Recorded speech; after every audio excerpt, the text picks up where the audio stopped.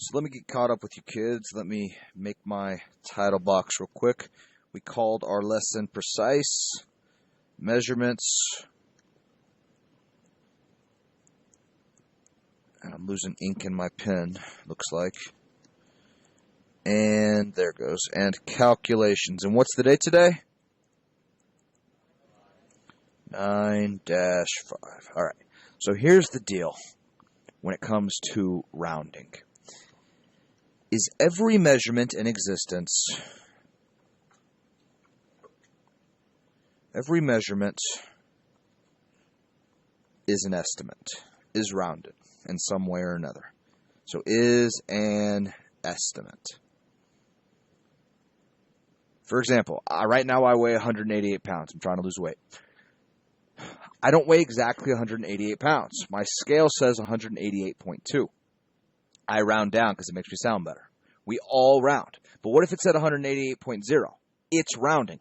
Unless you took the time to count the molecules in my body, you don't know that I'm exactly 188 pounds. It's probably at like 179.7832. And it just rounds up, right?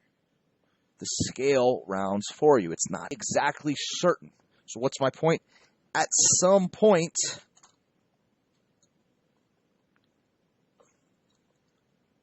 in any measurement, that should be an I, in any measurement,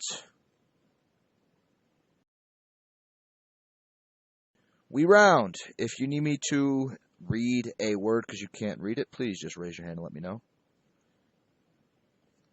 At some point in any measurement, we round, comma. This is because, and that B/C is just shorthand notes for because. The difference doesn't matter. The difference between the actual measurement and our rounded value doesn't matter. So what do I mean? Well, if I say something's $299.99, you just say $300 because that penny really doesn't matter. They're the same thing essentially. At some point, the difference doesn't matter. And so we round. But if you think about this and take it to its logical conclusion, this means something. This means part of any measurement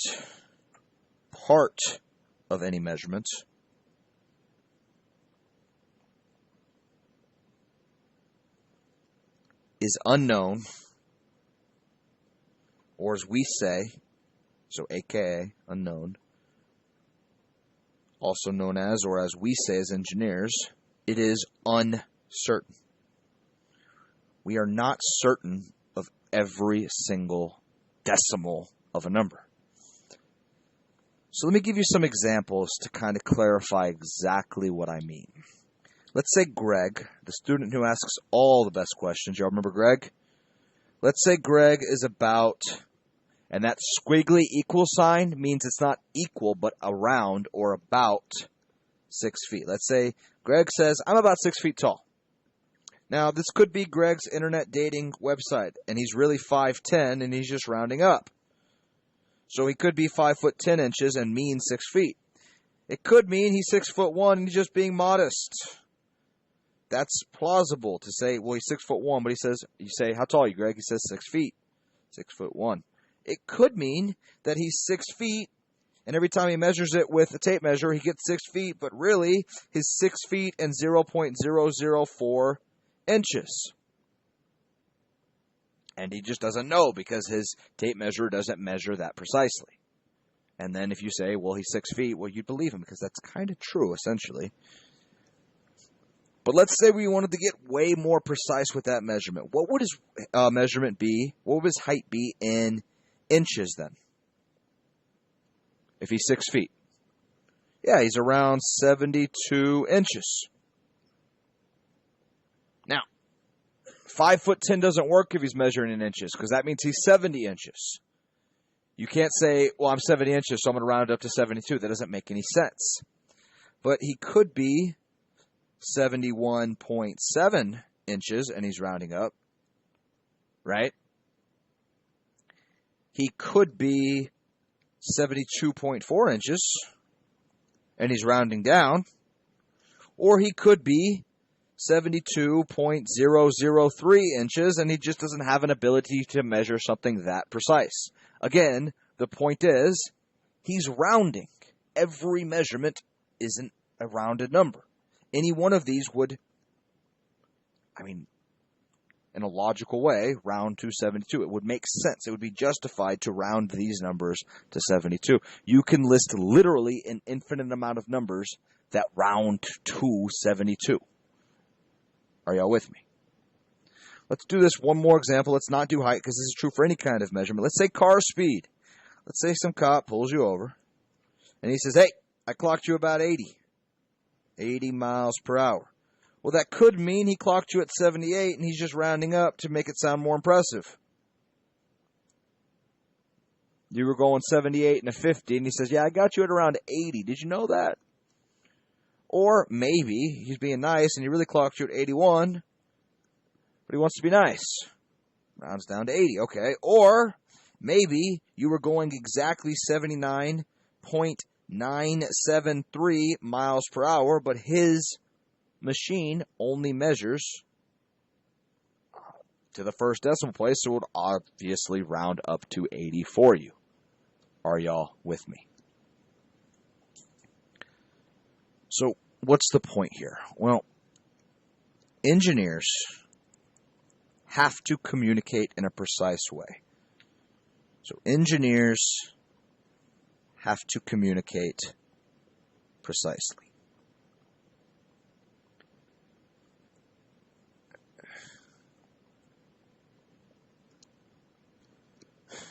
The degree of precision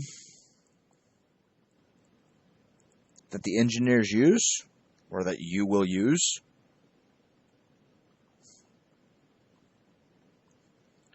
should be appropriate to the problem.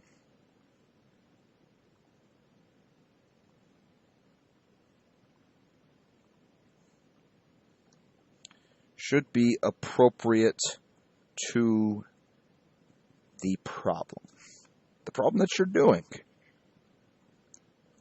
So what do I mean? I mean, if I say, fill up my truck, put about 20 gallons in there, and you put 19.8, that's appropriate.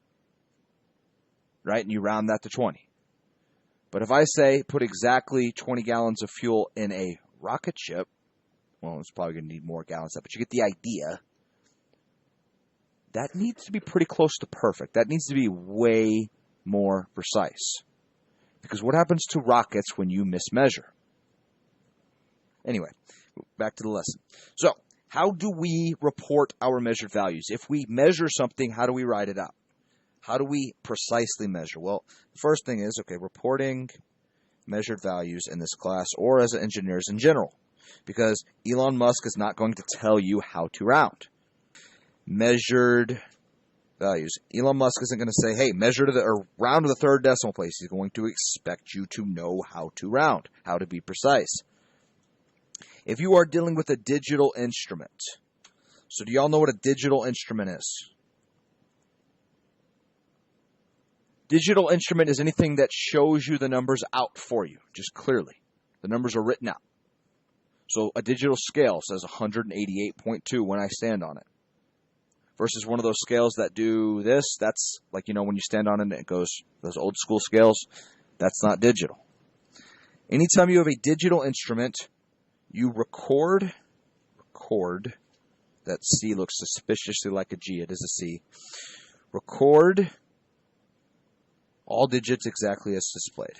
All digits exactly as displayed.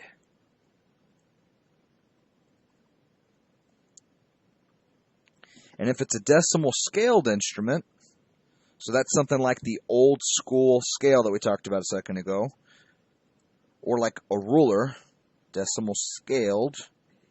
Can you hand me that? Not you, Josh. That one won't work. Can you hand me that ruler up here? Scaled instrument. Thank you. And so when we say decimal scaled instrument, we mean something like this, where you have to figure out the decimal. Right? So this is 4.5 centimeters, or This is 2.5 inches or 2.25 inches right there, right? On a decimal scaled instrument,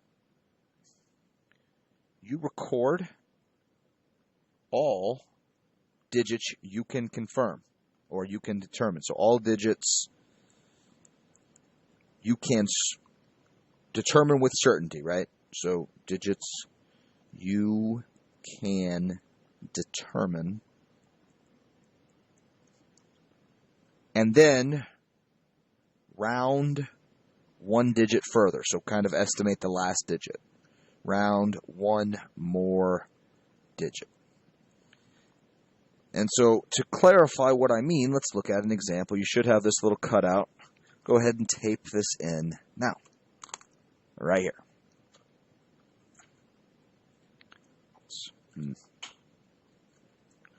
clarify what I mean. So tape it in. And I'm just taping it down real quick so we have it.